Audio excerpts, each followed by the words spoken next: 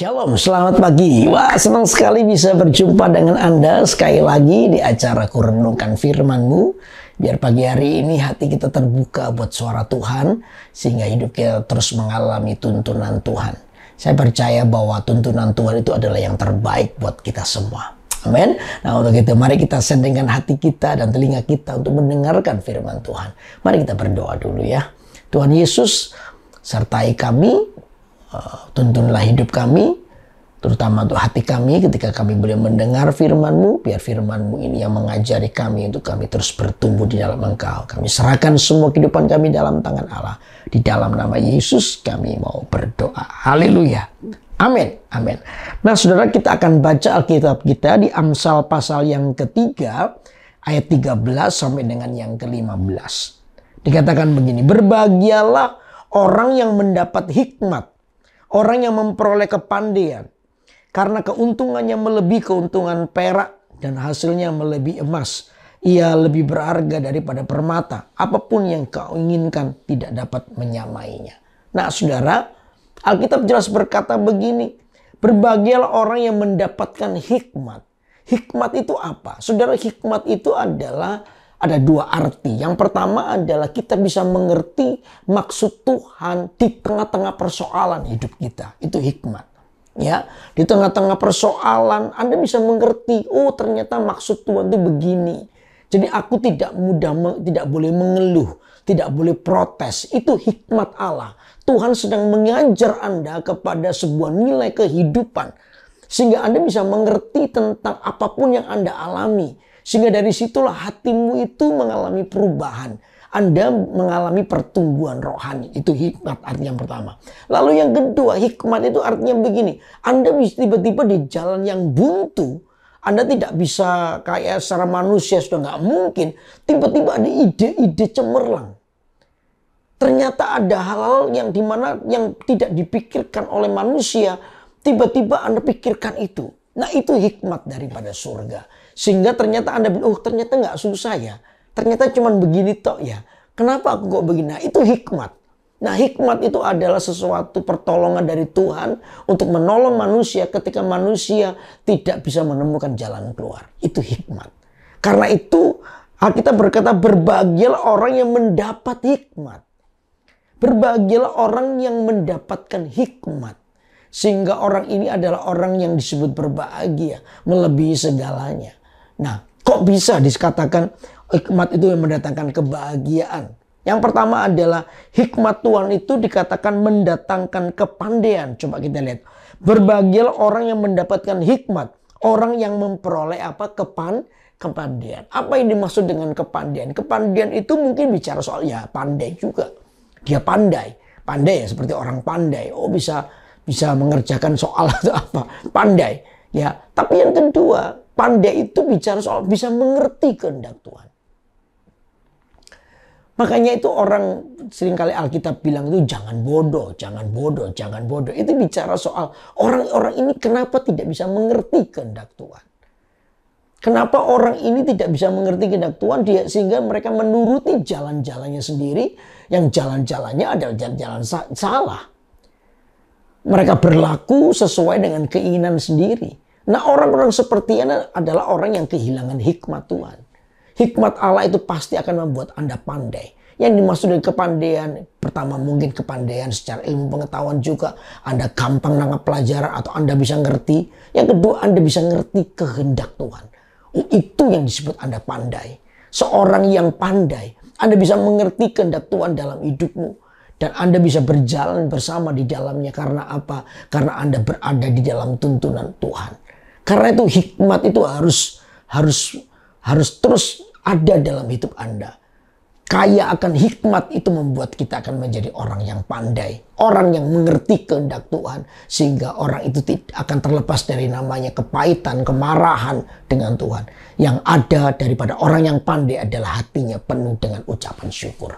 Amin, saudara. Itu yang pertama. Lalu yang kedua dikatakan gini loh. Karena keuntungannya, ayat 14 ya. Melebihi keuntungan perak. Dan hasilnya melebihi emas. Hikmat itu dikatakan yang kedua. Hikmat Tuhan itu melebihi harta yang berharga. Makanya saudara, Saudara, pilihlah untuk Anda mendapatkan hikmat. Banyak orang mulai meninggalkan hikmat demi harta. Ini persoalan. Bagaimana kita ini tertipu dengan situasi dunia, dengan harta yang kelihatan. Tapi kita mulai meninggalkan yang namanya hikmat Tuhan. Hikmat Tuhan itu selalu membawamu takut akan Tuhan. Sedangkan hikmat dunia itu akan membawa kita kepada dosa. Sehingga kalau kita tertarik kepada harta, itu akan membuat kita menjadi orang yang kompromi. Padahal hikmat Allah mengajar kita untuk menjadi orang yang takut akan Tuhan itu jauh lebih baik. Ya, daripada yang lainnya, daripada dunia ini. Tapi Anda bisa memilih dunia, artinya hikmat kita tertutup. Hikmat Tuhan itu tertutup oleh harta. Tapi Anda, kalau hari ini kita adalah orang-orang yang hidup dengan hikmat Tuhan, saya percaya itu melebihi harta dunia. Makanya Salomo sangat mengerti ini. Ya, ketika ditanya untuk minta sesuatu dengan Tuhan, dia minta hikmat. Dia minta hikmat. Hikmat itu melebihi segalanya. Nah, hikmat itu dimulai dari takut akan Tuhan. Permulaan daripada segala hikmat itu adalah takut akan Tuhan. Saudara, takut akan Tuhan itu yang akan membawa menjadi orang yang berhikmat. Karena itu dikatakan hikmat itu melebihi daripada harta yang berharga. Di keuntungan perak dan hasilnya melebihi emas. Pilihlah hikmat Tuhan. Takutlah akan Tuhan. Disitulah hidupmu akan diberkati oleh Tuhan. Amin. Lalu yang ketiga, ia lebih berharga daripada permata. Apapun yang kau inginkan tidak akan menyamainya. Dikatakan hikmat Tuhan itu akan mendatangkan jalan keluar di luar apa yang kita pikirkan. Hikmat Tuhan itu akan mendatangkan jalan keluar. Dikatakan dia lebih berharga daripada permata. Apapun yang kau inginkan tidak dapat menyamainya. Artinya, saudara, hikmat itu melebihi pikiran manusia. Pikiran manusia terbatas. Saudara dan saya terbatas. Tapi hikmat itu akan menuntunmu kepada kemenangan. Karena itu, saudara, hiduplah akan Tuhan.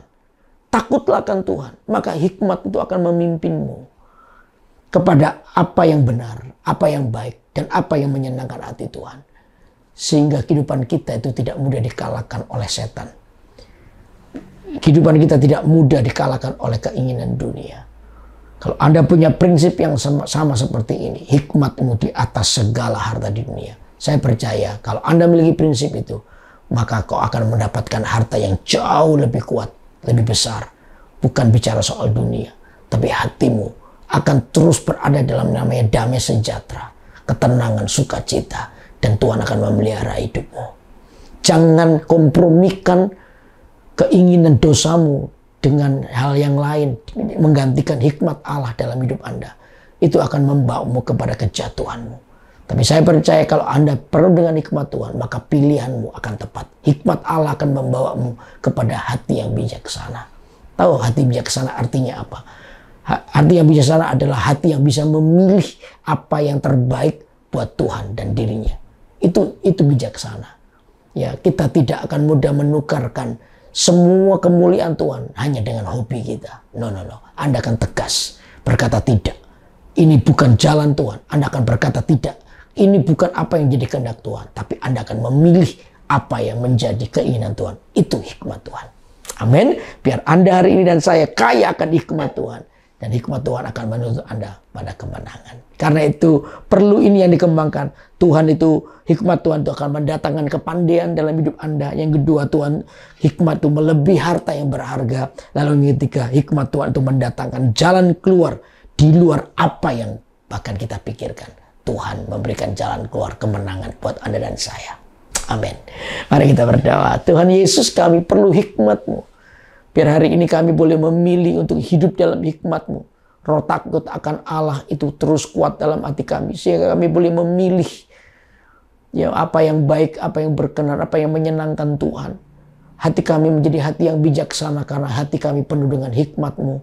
Karena itu kuasai kami ya Tuhan. Supaya roh takut akan Allah itu ada pada kami. Supaya roh takut akan Allah itulah permulaan hikmat Tuhan. Terima kasih Tuhan, kami serahkan semua kehidupan kami dalam tangan Allah. Di dalam nama Yesus kami bersyukur pagi ini. Haleluya. Amin, amin, amin. Nah saudara, biar terus Kebenaran firman Allah memerdekakan hidup kita sehingga kita kaya dengan hikmat Tuhan supaya Anda dan saya bisa memilih apa yang terbaik. Amin. Untuk itu terus ikuti acara Kurenungkan Firman-Mu tiap hari Senin pukul 6 pagi waktu Indonesia bagian Barat dan pukul 7 pagi waktu Indonesia bagian Tengah di YouTube KMS Kalimantan.